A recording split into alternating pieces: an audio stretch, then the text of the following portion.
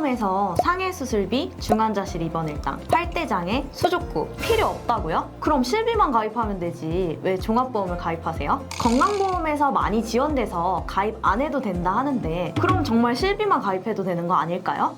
오늘 영상에선 실제 보상과 출신 팀장님을 모시고 애기 엄마 둘이서 얘기 나눌 건데요. 왜 태아보험을 들어야 하는지, 다른 곳에서 불필요하다고 말하는 상해 수술비, 중환자실 입원 일당, 팔대장애, 수족구 이런 특약들이 왜 중요한지 짚어드리는 시간을 가지겠습니다. 영상 시청에 앞서 좋아요, 구독 한 번씩 눌러주세요. 보험 광고는 손해보험 광고심의 기준을 준수하였으며 유효기간은 심의일로부터 1년입니다.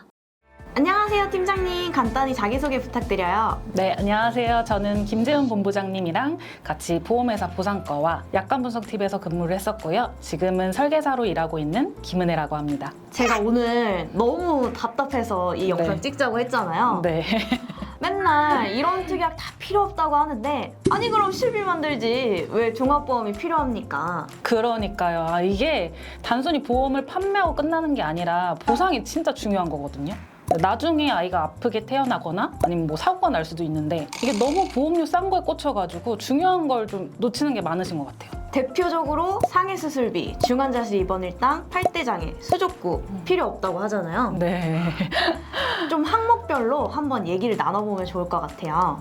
먼저 상해 수술비. 이거 진짜 필요 없어요? 이거는 꼭 넣어야 하는 필수 담보죠. 우리 보험 구성할 때 질병수술비 꼭 넣으시지 않나요? 보장 범위가 제일 넓은 질병수술비를 넣는데 똑같이 상해로 인한 수술을 가장 넓게 보장하는 상해 수술비도 당연히 같이 넣어야죠. 암진단비로 가정하면 제일 넓게 보장하는 암진단비 빼고 특정암이나 소아암을 넣어서 가입하는 거라고 생각하시면 되죠? 그쵸. 그리고 상해 수술비에서 보장되는데 상해 1호종 수술비에서는 보장 안 되는 항목도 있잖아요. 그쵸. 요새 아이들 연구치 엄청 빨리 나는 거 아시죠? 치조골 이식 수술, 이게 상해 수술비에서만 보장이 돼요. 상해 1호종 수술비만 가입하시면 보험에서 보장받으실 게 없습니다. 이게 치과 치료는 거의 비급여 치료고 실비에서도 치과 비급여 비용 보장 안 되거든요. 이것뿐만 아니라 수술 기법에 따라서 종수술비에서 보장 안 되는 수술이 상해 수술 담보에서 보장이 됩니다. 그리고 많이 청구 들어오는 상해 1, 2종 수술비도 가입 금액이 20만 원에서 30만 원 정도라 보장 금액이 크지 않아서 꼭 상해 수술비도 같이 준비를 하셔야 합니다. 그리고 팀장님 아들 올해 골절된 적 있지 않아요? 맞아. 저 그때만 생각하면 진짜 힘들었어요. 저희 아이가 키즈 카페에서 그 공 많은 그 볼풀장 아시죠? 네. 거기 방방이요. 네, 맞아요. 거기 들어가겠다고 이제 점프를 하다가 이제 착지가 이제 잘못됐나 봐요. 그래서 종아리뼈가 이제 골절이 된 거죠. 종아리뼈요? 네. 근데 제가 부주의해서 이런 사고가 나나 했는데 이게 맘카페 찾아보면 키즈 카페에서 이런 비슷한 사고들이 굉장히 많더라고요. 저 며칠 전에도 키즈 카페에서 비슷한 사례로 문의 주신 분이 있었어요. 네. 그렇죠. 이게 진짜 은근 많다니까요. 이게 우리 다리뼈 부러지면은 목발 짚고 다니잖아요. 근데 이게 아이들은 목발 없는 거 알고 계셨나요? 목발 없어요? 네. 목발이 없어요. 이게 목발 제일 작은 사이즈도 키가 일정 센치 이상 되어야 한대요. 그래서 이게 아이들 다리를 다치면 이제 종아리를 다쳤는데도 이제 종아리부터 이제 허벅지까지 통깁스를 해놔서 그냥 바닥에 앉아서만 생활해야 됩니다. 이게 화장실도 스스로 못 가고요. 밖에 못 나가는 거 당연하겠죠. 그때 집에만 있었죠? 너무 힘들었습니다. 그래서 애가 2달 동안 유치원을 못 가서 제가 계속 일을 못 했잖아요. 그래서 계속 아이랑 붙어 있으니까 이제 돌밥이라고 돌아서면 밥하고 돌아서면 밥하고 이제 하루 종일 엄마들 육아 비용 최저로 계산만 해도 그게 얼마예요. 그래서 저도 월급 생각하면 골절 진단비 진짜 아쉽긴 하더라고요. 그때 깁스 치료비도 넣을 거라고 진짜 후회했어요. 애들이 워낙 움직임이 많아서 반깁스는 안 된다고 하시더라고요. 바로 통깁스 하자고 말씀하셔가지고. 근데 이게 직접 경험해본 사람만 알 수 있는 거잖아요. 예를 들면 어른 같은 경우엔 반깁스 하니까 깁스 치료비 필요 없어요 이렇게 하지만 실제로 그쵸. 해보니까 우리가 통깁스 중요성 알게 됐던 네, 거잖아요. 그쵸. 그리고 우리는 프리랜서니까 2달 동안 팀장님이 직접 케어하시겠지만 맞벌이신 분들은 이렇게 장기간 쉬기 힘들잖아요, 현실적으로. 그렇죠. 주변에 도움받을 가족이 없다면 돌봄 선생님이나 또 베이비시터님을 구해야 하고요. 골절 진단비, 깁스 치료비 이런 30만 원, 50만 원 이런 보장 금액도 이럴 때 굉장히 유용한 거죠. 이번엔 질병중환자실 입원 일당. 팀장님, 이거 빼도 되나요? 이거 남아 기준 출생 전 약 6,500원 정도, 이제 출생 후 1,000원 정도 하는데 이게 출생 전이 훨씬 비싸요. 이거 왜 이렇게 출생 전이 비쌀까요? 태어나자마자 신생아 중환자실 청구권이 많아서 그만큼 보험사 손해율이 높으니 보험료가 출생 전이 높게 책정되는 거잖아요. 그렇죠. 그만큼 태아 때 가입한 친구들이 청구를 많이 한다는 이야기가 되겠죠? 이게 입원하는 게 하루 이틀 차이면 5만 원, 10만 원이니 별 차이 없는 게 맞지만 장기적으로 입원하는 경우 차이가 꽤 날 수밖에 없거든요. 그동안 청구가 얼마나 있었어요? 제가 청구했던 아이들 보면 중환자실 가면 보통 최소 일주일은 있었던 것 같아요.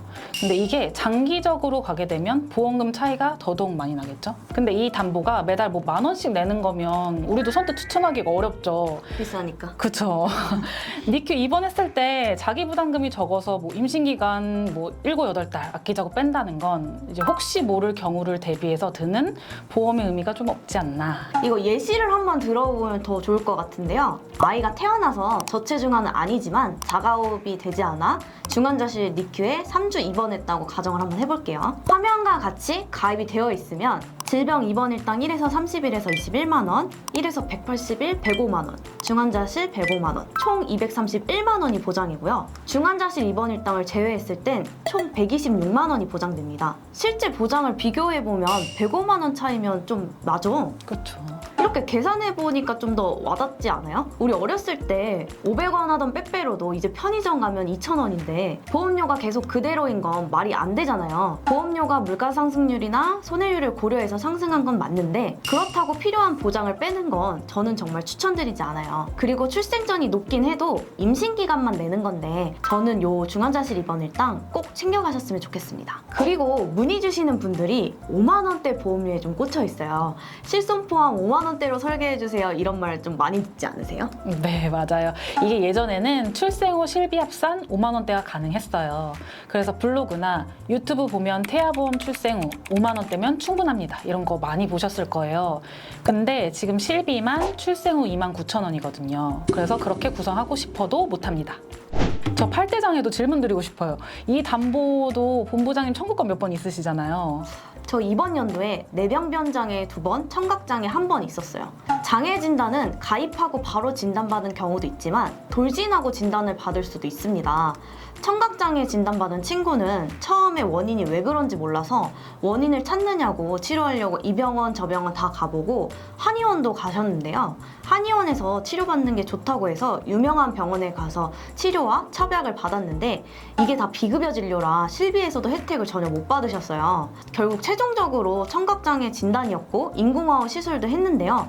근데 팔대장애 담보를 가입을 안 하셨었어요. 굳이 200만 원, 300만 원 큰 금액도 아니고 아기 장애 진단 받아도 적은 금액인 것 같다고 이 담보 안 넣겠다 하셨거든요. 근데 막상 이런 상황이 되니 보장되는 다른 담보가 없다고 후회하셨어요. 실제로 그 아이의 경우에는 엄마가 육아휴직 끝나고 아기 케어를 위해서 퇴사하고 돌보고 계세요. 네, 이런 금액이 누군가에게는 소액일 수 있어도 치료비에 보탬이 될 수 있는 건데 약 1,500원 정도 아끼자고 빼세요 하는 것도 저는 정말 이해가 안 됩니다.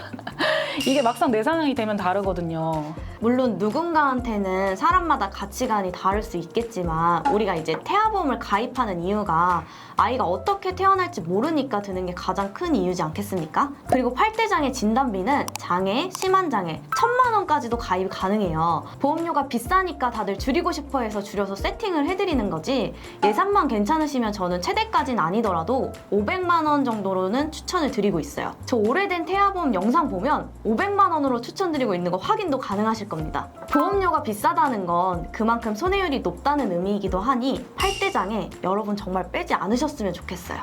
아, 그리고 본부장님 요새 수족구 진단비 청구 엄청 들어오지 않아요? 저 주말에만 3-4건 들어왔거든요. 이게 여름철에 특히 더 유행인 것 같아요. 맞아요. 지금쯤 유행하는 시기라 저도 연락이 진짜 많이 와요. 올해도 어김없이 저희 아이도 수족구 걸렸잖아요.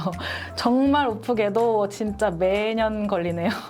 근데 이게 1년에 한 번 걸리고 마는 게 아니라 한 달 있다가 또 걸릴 수도 있잖아요. 저희 아이 유치원 친구가 그랬잖아요. 한 번 걸려서 면역력 떨어진 상태인데 다른 데서 또 옮아오고 이러나 봐요. 이게 걸리면 유치원을 일주일 정도 못 가다 보니까 엄마가 집에서 가정보육 해야 되잖아요. 그쵸. 이게 일주일 동안 가정보육하면 우리 삼식이 밥을 몇 끼 해줘야 되는데 엄마 숨 쉴 시간은 있어야죠. 그리고 이 수족구 진단비는 만기 때까지 쭉 유지하자고 하는 거 아니잖아요. 그쵸. 수족구 진단비 이거 계속 내라고 가입하라고 하는 게 아닌데 총 납입 금액을 따지는 거는 잘못된 접근 방식이라고 저는 생각하는데요. 대체적으로 초등학생 정도만 되면 유치원 때보다 청구가 상대적으로 많이 줄거든요. 엉아돼서 이제 면역력이 좀 생기는 거죠. 그렇죠.